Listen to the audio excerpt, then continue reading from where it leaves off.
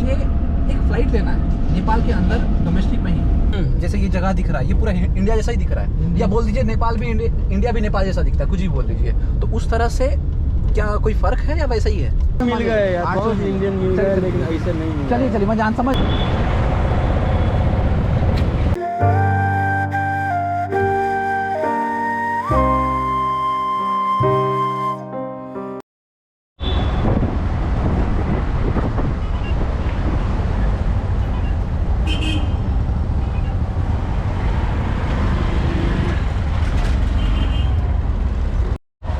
भैया ये बताइए कि अगर किसी को निजामुद्दीन या नई दिल्ली से आना है, कितना टाइम लगेगा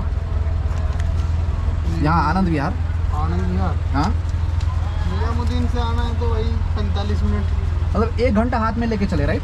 हाँ। अगर 1 घंटा नहीं तो उसका ट्रेन छूटने का पूरा गारंटी रहता है, राइट? ओके। हाँ, तो स्वागत है आप सबका एक और ट्रैवल वीडियो में। होपफुली आपको पिछला वीडियो बहुत पसंद आया होगा। इस वीडियो में हम लोग बॉर्डर क्रॉसिंग करने वाले हैं नेपाल के थ्रू, और उसका इन्फॉर्मेशन मैं आपको आगे देता हूँ।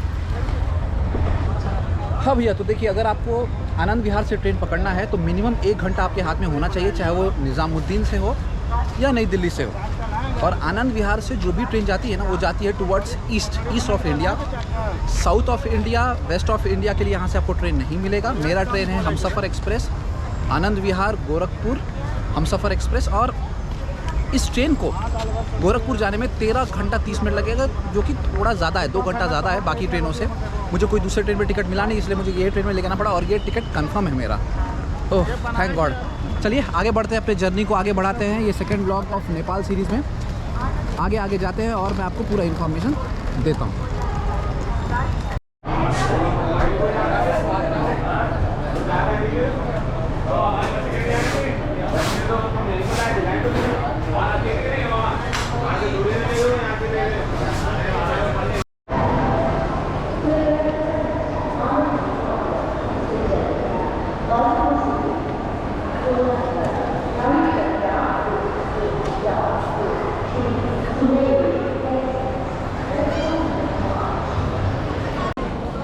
नई दिल्ली और गोरखपुर के बीच में टोटली 22 ट्रेन है। अगर इसमें आपको कंफर्म टिकट चाहिए तो कम से कम 1 महीने पहले टिकट करा लीजिएगा। और आपके मन में ये ज़रूर आ रहा होगा कि मैं जब हैदराबाद में रहता हूँ, हैदराबाद से गोरखपुर जाने के लिए डायरेक्ट ट्रेन हैं, बट मैंने उसमें टिकट इसलिए नहीं कराया क्योंकि उसमें वेटिंग लिस्ट था, not even second AC।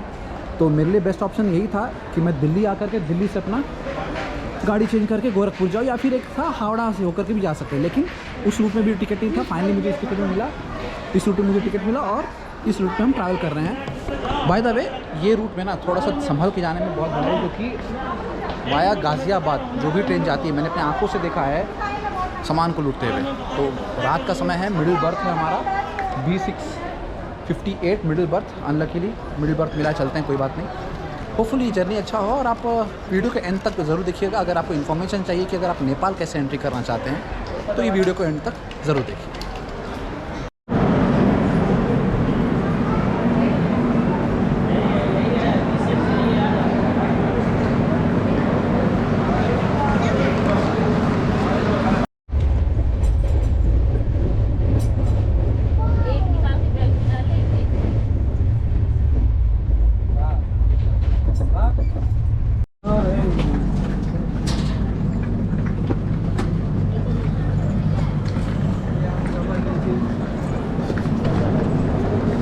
Anand Nagar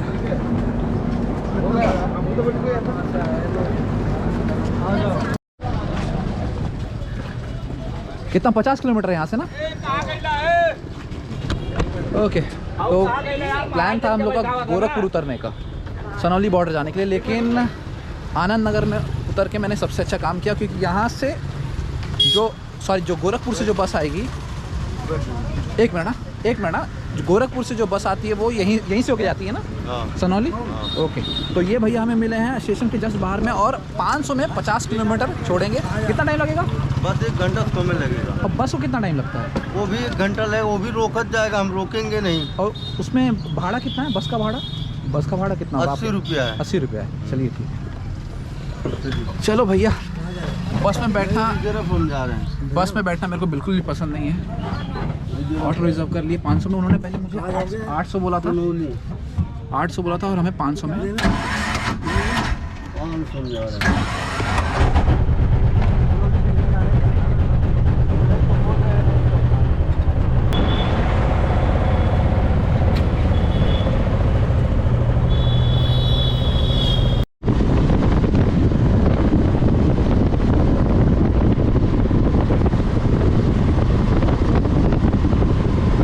अभी जो चल रहा है ये ऑन सीज़न है या ऑफ सीज़न है? अभी जो टूरिस्ट आ रहे हैं जा रहे हैं, ये ऑन सीज़न है या ऑफ सीज़न है? मतलब ज़्यादा टूरिस्ट अभी आते हैं या फिर नवंबर दिसंबर में आते हैं? हम अभी टूरिस्ट टूरिस्ट बस। हाँ नहीं आप समझे नहीं। मैं ये पूछ रहा हूँ, अभी आप मेरे से 500 रुपये लिए ना, तो इससे ज़्यादा भी लेते हैं या इससे कम भी लेते हैं? नहीं, तो हमारा घाटा है। अच्छा इसमें 700 अभी 50 रुपया वहाँ ले लेगा वो। अच्छा बचा 450। हाँ 300 का डीजल पिया है। हाँ। कितना बचा? अब नवंबर दिसंबर में आएंगे तो कितना लेते हैं? नवंबर और दिसंबर में वही भाड़ा है, 700 600 यही भाड़ा है। हाँ। अच्छा कोई फॉरेनर को लेके आते हैं या फिर खाली इंडियन लोग ही आता है? नहीं, इंडियन आते हैं, वैसे भी आते हैं, सब कोई भी आता है। सब कोई आता है। हाँ। अच्छा पास कहाँ से पड़ेगा? आनंद नगर से, सिद्धार्थ नगर से यहाँ आने के लिए? यहाँ सनौली बॉर्डर आने के लिए कहाँ से पास पड़ेगा? आनंद नगर या सिद्धार्थ नगर? आनंद नगर से। आनंद नगर से ही पड़ेगा। चलिए ठीक है, बताइए आप। चलिए आप 800 ले लीजिए। 800 में छोड़ दीजिए। भाई सुनिए आप 1000 बोल रहे हैं ना, मैं 800 देने के लिए रेडी हूँ। और क्या चाहिए आपको? 900 दीजिए। नहीं 800 में चलिए। 800 में चलिए आप पक्का। नहीं मेरे को भी 100 रुपया बचना चाहिए। नहीं, आपके लिए 450 बता दे रहे, 900 दीजिए। 800 नहीं, हाँ इतना गर्मी में कहाँ से हो पाएगा? 800 नहीं नेपाली लेना है तो बैंक का ATM से निकाल दीजिए। ATM में आगे ठीक है 8 बताइए। 800 में लास्ट 900 भैया 800 चलिए भैया, बात मानिए। चला हाँ 800 100-200 बोल नहीं देखिए मेरे को पैसा नहीं बचेगा। आप समझिए, मैं आपका पासपोर्ट दिखाता हूँ। मैं आपको रशिया जाके आया हूँ, हर जगह मैं बजट में ही जा रहा हूँ। आपके लिए सबसे कम रेट लगाया मुझे 1000 से कम नहीं है भाई मेरे 800 यार बैठे यार। आप 800 रुपये लीजिए प्लीज़, बात मानिए। तुरंत छोड़ दीजिएगा, तुरंत वापस आइए। वो तो वही है, शॉपिंग की काम है। चलिए ना 800 रुपये छोड़िए, बात मानिए। मेरा भी थोड़ा बचना चाहिए ना। मेरा आप बताइए। अंतिम 100 रुपये मैं आपके लिए बढ़ा रहा हूँ क्योंकि आप नेपाली भाई हैं। नॉन AC में चलेंगे तो नहीं ठीक है भैया, AC में यार भाई ऐसा भाई तो देखिए इतना गर्मी लग रहा है ना। 800 मिल गया यार, 800 बहुत इंडियन मिल गया लेकिन ऐसा नहीं मिला। चलिए मैं जान समझ रहा हूँ। 800 इंडिया और नेपाल में मतलब क्या डिफरेंस दिख रहा है आपको? कोई डिफरेंस है, फर्क दिख रहा है आपको?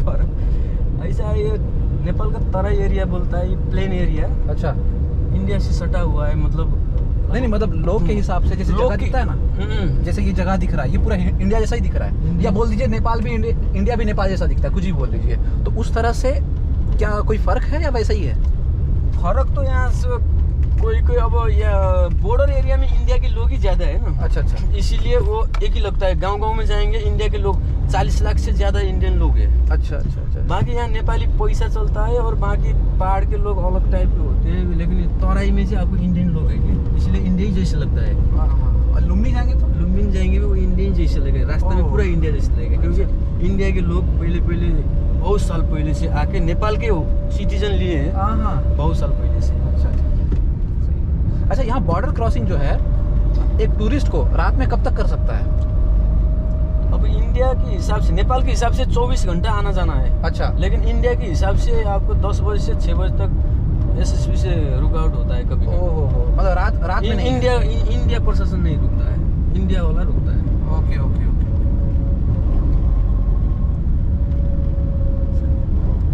हाँ नुकसान बहुत जबरदस्त हुआ है।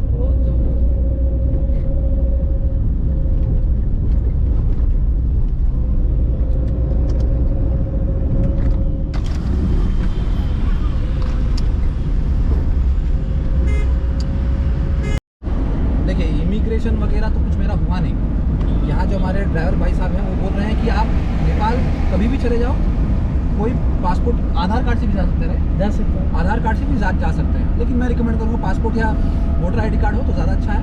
उनको मैंने ये बताया कि मुझे एक फ़्लाइट लेना है नेपाल के अंदर, डोमेस्टिक में ही, तो उन्होंने बोला उसमें भी आपको कोई प्रॉब्लम होगा नहीं, इमिग्रेशन वगैरह कोई स्टैम्प मांगेंगे नहीं। तो ये था इमिग्रेशन का। नेपाल इमिग्रेशन बहुत स्मूथ है। बस हाँ, अगर आपके पास गाड़ी से आ रहे हैं, 4 व्हीलर से आ रहे हैं, तो आपको कस्टम क्लियर करना पड़ता है, वो भी बहुत स्मूथ है।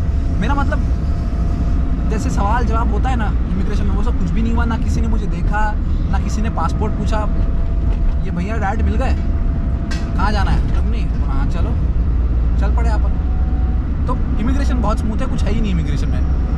कौन से सिटीजन्स को इमिग्रेशन है अगर इंडियन से बाहर को इमिग्रेशन, जैसे इंडियन से और कोई लगेगा। अच्छा मान लीजिए कोई बांग्लादेश से आएगा, बांग्लादेशी आएगा, आपको इमिग्रेशन लगेगा ना उसको?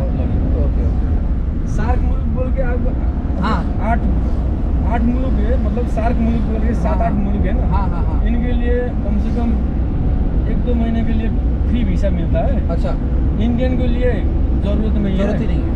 और बाकी के लिए आपको वीज़ा लगाना पड़ता है। अच्छा, डॉलर के हिसाब से। ठीक है। सिर्फ इंडियन को ये फैसिलिटी है, सार्क नेशन में भी सिर्फ इंडियन को ये फैसिलिटी है कि आपको वीज़ा की जरूरत नहीं है, कोई इमिग्रेशन नहीं, चुपचाप ले जाइए यहाँ। लेकिन हाँ, जब मैं इंडिया की साइड से घुस रहा था तो पुलिस वाले ने मेरे को ज़रूर रोका था और उन्होंने मुझे पूछा कि बैग में क्या है। मैंने बताया सारा सामान लैपटॉप वगैरह, तो उन्होंने बोला लैपटॉप का बिल है। मैंने बोला नहीं, तो मेरा ही है ना, मैंने वहीं इंडिया में खरीदा था। तो उन्होंने बोला ठीक है जाओ। ऐसा इतना स्मूथ था इमिग्रेशन। चलिए आगे बढ़ते हैं लुम्नी की तरफ।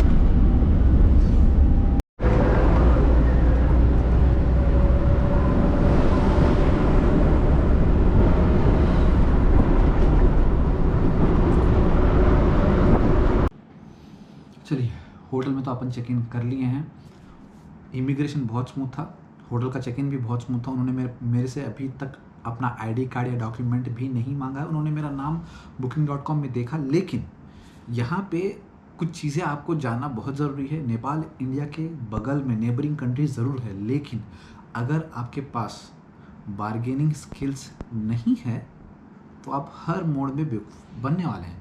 क्योंकि वो टैक्सी ड्राइवर को जब मैंने देखा, उसको मैं कम करने की कोशिश करता हूँ, वो मुझे धक्का देकर बैठा रहा, मतलब प्यार से ही धक्का देकर बैठा रहे, चलो ना कोई बात नहीं, दे देना 800-900 दे देना, कोई बात नहीं।